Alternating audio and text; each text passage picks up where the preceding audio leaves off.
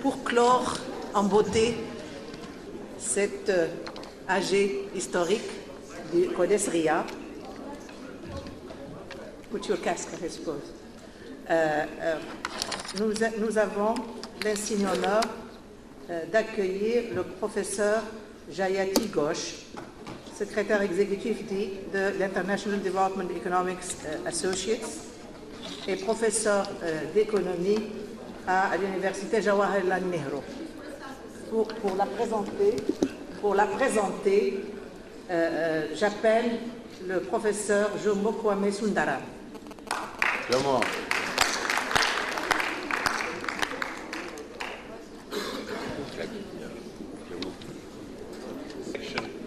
And I wish the new executive committee of CODESRIA all the best, and particularly we look forward to working closely with you in the future. One of the major challenges which we face at this time, of course, as you all know, is the very grim economic situation in the world. So far, in the last 7 or 8 years, much of Africa has done reasonably better than the previous quarter of a century. But this situation is unfortunately unlikely to last for a variety of reasons. And therefore, it is especially appropriate that the end note for this assembly will be presented by Professor Jayati Ghosh. Many of you may not know that Professor Jayati Ghosh has been the Executive Secretary of IDEAS, International Development Economics Associates, from the outset. This is an organization which came together, which was created a few days actually before the events of 9/11. And the chair of the advisory panel of IDEAS is none other than the former Secretary General of CODESRIA, Kandika Makandawire, who is now, as you know, a professor at the London School of Economics. Professor Ghosh is a very distinguished economist in her own right. She has published very, very extensively, and she has written on a broad variety of issues. In recent times, she has been especially preoccupied with questions relating to the international economic situation, particularly macro-financial issues. But she has kept her hand on the pulse of a variety of her other concerns, and two in particular I think are deserving of special mention in this context. She has been a leading contributor to the discussions and debates looking at the interface between feminist economics and development economics, and she has been especially concerned about the condition of women in the world and has been a very important contributor to that debate. The other major concern which I want to emphasize today is her work on the conditions of working people all over the world, more generally. And this recently earned her the Decent Work Prize. Many of you may not be aware of the Decent Work Prize awarded by the ILO, but she is the third awardee, a third set of awards of the Decent Work Prize. The first set went to two people, including Professor Carmelo Mesalago and former President Nelson Mandela. And the second set, I think, I can't remember who were the two awardees right now. I think Professor Joseph Stiglitz was one of them, and the other one I cannot quite remember. But the third set of awards was recently awarded last month in Geneva at the ILO, and Professor Ghosh was the recipient. She has written, as you all know, if you try to search on Google for her, she has written on a wide variety of issues. And the other issue which I think is worthy of mention in this particular context, because it has been raised several times over the last few days, has been her contributions on the debate regarding food prices. Food prices have increased, as you know, very significantly from 2007, 2008, and more recently. And she has particularly been a very significant figure in emphasizing the role of financialization in the recent price increases. So without further ado, I know you've had a very long week and also a very long day. So without further ado, let me invite Professor Ghosh to address us.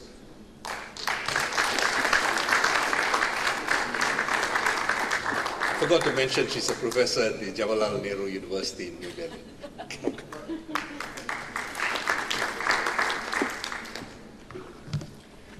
Madam President, my friends on the dais, including Jomo, who has been very generous in his remarks. First of all, let me just say I'm delighted to be here, to be even just a witness to this extraordinary event, which is the Kodeshriya General Assembly. It's been a great privilege and a pleasure, so thank you very much for inviting me. And you've all been through a marathon. I know you've been through a 4-day marathon, academic marathon. You've been through a 1-day administrative and other marathon. I'm not going to put you through the hoops now again at this point, late in the evening. So I'm going to keep this short. But I do just want to let you know that for someone like me coming in from the outside but feeling, in a sense, part of this, that it has been extraordinary to see still the strength, the vigor, and the passion of social science in Africa. And I think it's an inspiration to all of us in the developing world. So I really do feel that it's been a great privilege to be part of this exercise. What I'd like to talk about really is, in a sense, the whole issue of development in a turbulent world. And what it means, of course, for you in Africa, for us in developing Asia, which is currently seen as a success, and in other parts of the world as well. We've heard some talk, it was mentioned in the previous days, and of course it's now also hitting the international financial press about Africa rising. Everyone's talking about a new phase of African development, which is reflected in the perception of Africa becoming not just one of the fast-growing regions of the world, but one where there's a huge potential for future growth, which is just beginning to be sort of made available. And of course, there is always the fear. Is it another false dawn? Are we being led up another garden path of promises which will not be achieved? Or is it once more a reflection of international finance capital looking for another possible favored destination to indulge in a few more profit-making activities before moving on to the next area? I believe that this is actually qualitatively a new phase in African development and in the development of a number of other regions as well. But it's perhaps different for reasons other than are often presented in the mainstream press. I also want to recognize that it's not homogeneous. I come from a very large, diverse, regionally distinct country myself, so I do appreciate the concerns of those who object to seeing Africa clubbed together as one entity when there are such massive differences, not just across the regions of Africa, but within particular countries and across countries as well. So I'm aware of the complexities and the variations that exist. But I do believe that there are some crucial similarities, not just in terms of the extent of resources in terms of land, minerals, etc., that are currently the object of so much international attention, but also in terms of some other features that we share, in terms of a largely young population, which brings with it both huge potential and possibly huge pitfalls, of a new confidence vis-à-vis the northern powers, which, let's face it, are in a big mess themselves at this point, and therefore less able to command the very, shall we say, comprehensive domination over both our thinking and our actions that they were able to do even a few years ago. But I do believe that this is a phase where we need, therefore, a somewhat different development paradigm from those that we have been used to picking up in the past. By this, I don't mean that it has to be completely new, because of course many of the fundamental questions are still the same. In particular, the fundamental question that Sam raised, the agrarian question, still exists in large parts of this continent and certainly in the subcontinent that I come from. The issue of property relations and distribution still dominates. The notion of development as fundamentally being one of structural change and economic diversification, and the inadequate processes of economic diversification that we have achieved so far. And of course, the basic aim of what we call development, which is the achievement of social and economic rights for all of our citizens. These are continuing and essential concerns that will not go away and will, of course, determine the extent to which we are able to pick on any particular development strategy. But we also live in a rather different world today, which is rapidly changing, and which means that many of the earlier models that we had taken up are really no longer, not just relevant, but no longer possible, really.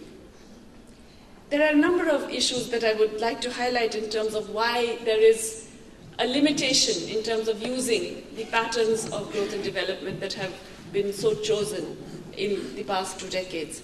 And it's not only because they reflect a broad mindset in terms of, let's say, neoliberal economic thinking, which just definitively moves things towards a more market-oriented structure. It's for other reasons as well. First of all, we know that the nature of technology, the growth of information and communication technology in particular, has created new possibilities and new aspirations. And these aspirations are particularly marked among the young.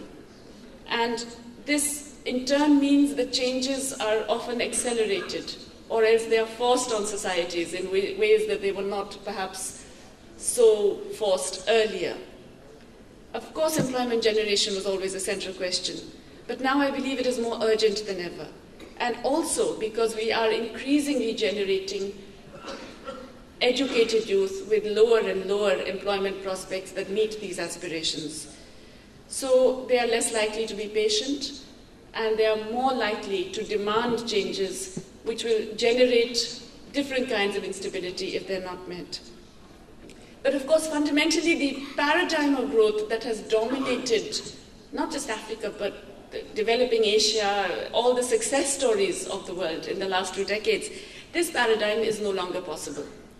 This paradigm consists of, let's say, first of all, export-led growth as the fundamental engine of economic expansion. That is really dependent on a particular form of expansion of the global economy based on a set of imbalances that are not likely to be sustained.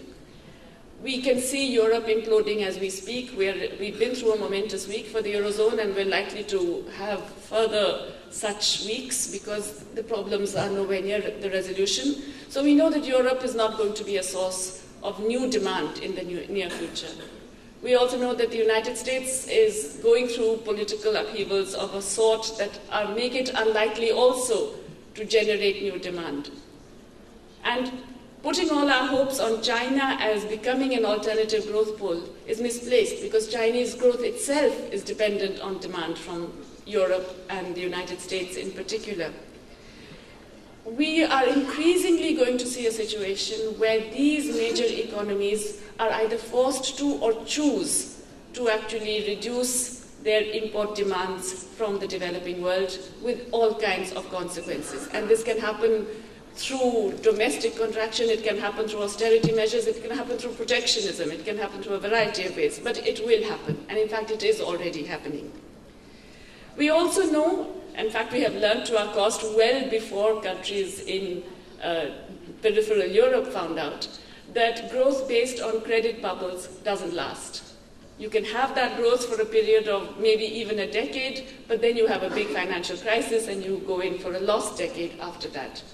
And developing countries that have been through more than 75 financial crises in the last 20 years are well aware of the limitations of a credit-driven bubble generating any kind of sustainable growth strategy.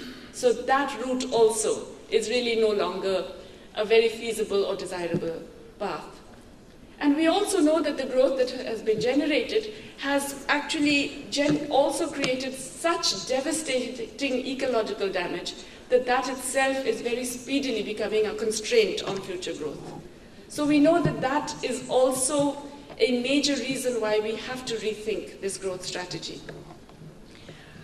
What I'm suggesting, therefore, is that we really need to think of new models, which doesn't mean going back to a very large statist accumulation strategy, which is centralized and relatively inflexible, but instead relies much more on what I would call a wage and employment-led growth strategy, one which seeks to build sustainability on new patterns of production, consumption, and distribution that are much more based on small producers, on increasing the viability of small producers, and also much more based on increasing social and economic rights. In other words, what I'm suggesting really is that we need a new growth strategy which has two different legs. The first being a fundamental reliance on the strength of small producers and in increasing their strength, their resilience and their viability through a whole range of means, through credit, through a lot of other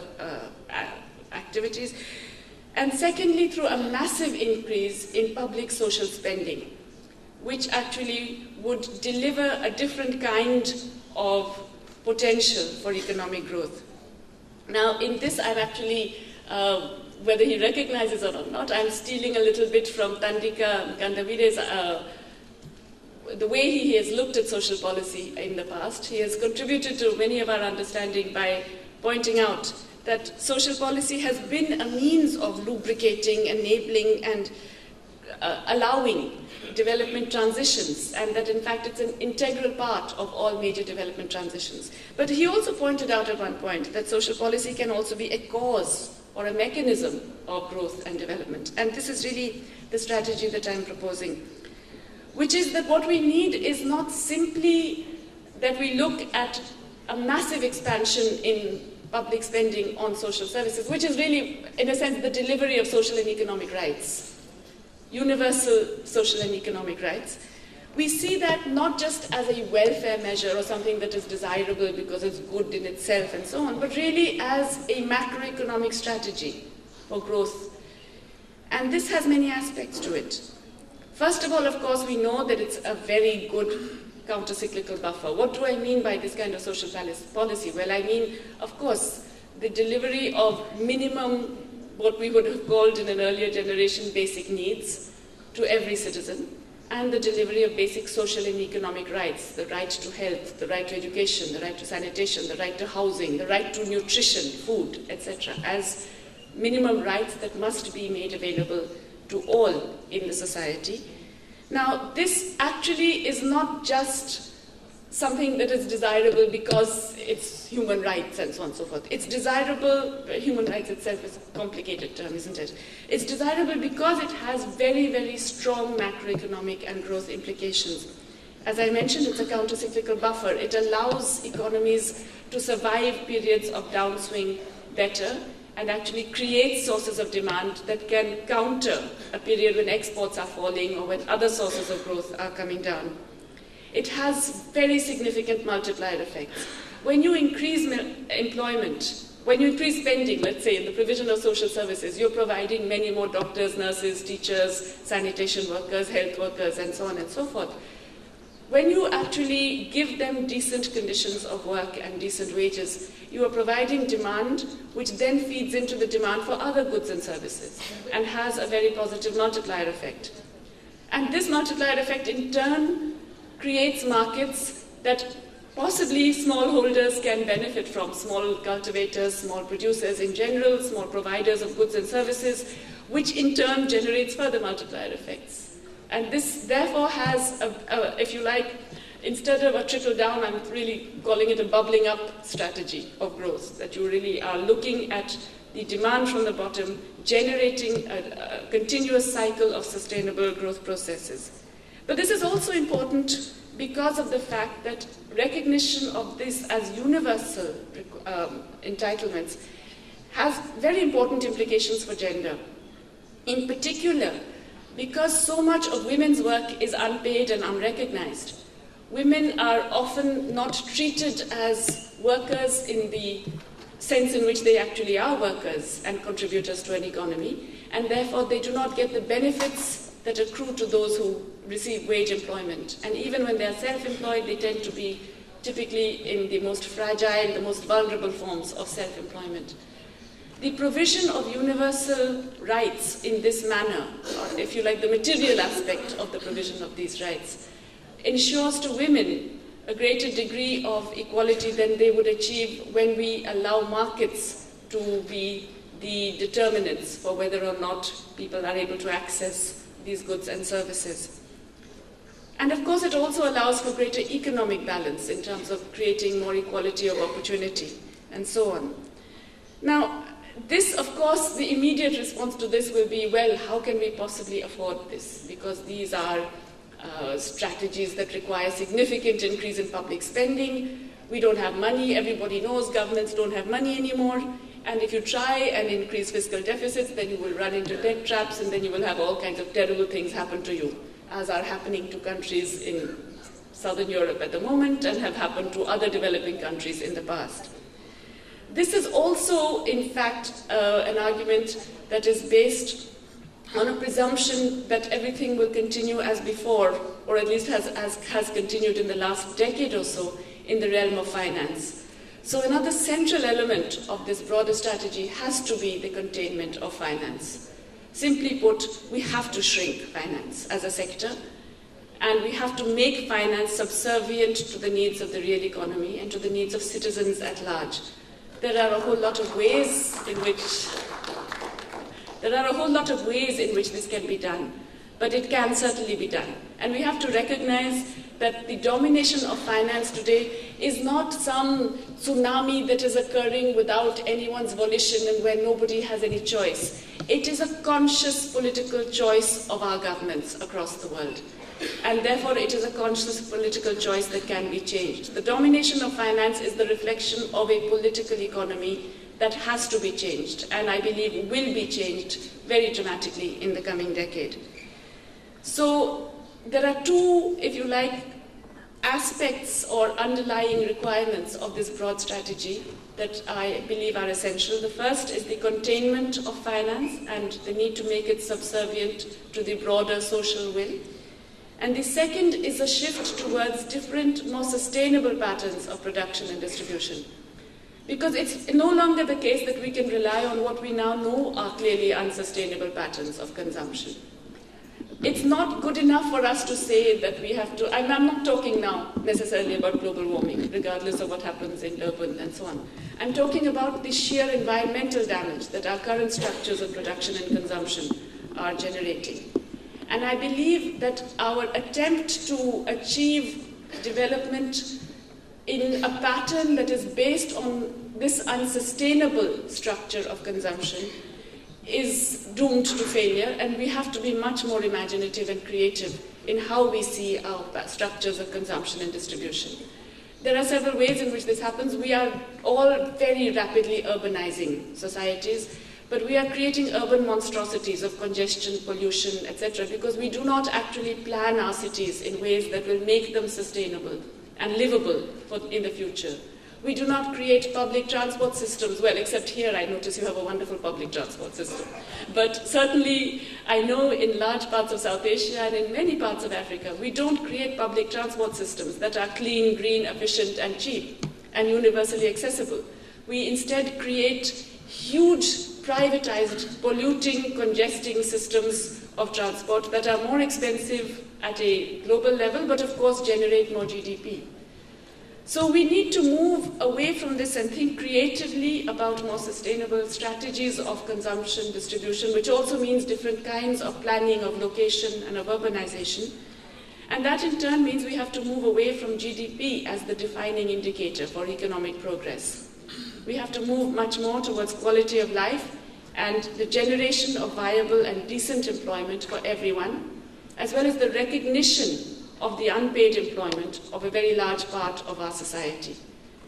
I think I've said quite enough, because all of you, as I said, have been through a very major marathon, and I don't think you deserve to have much more inflicted on you. So I would just like to thank you all very much for letting me be part of this.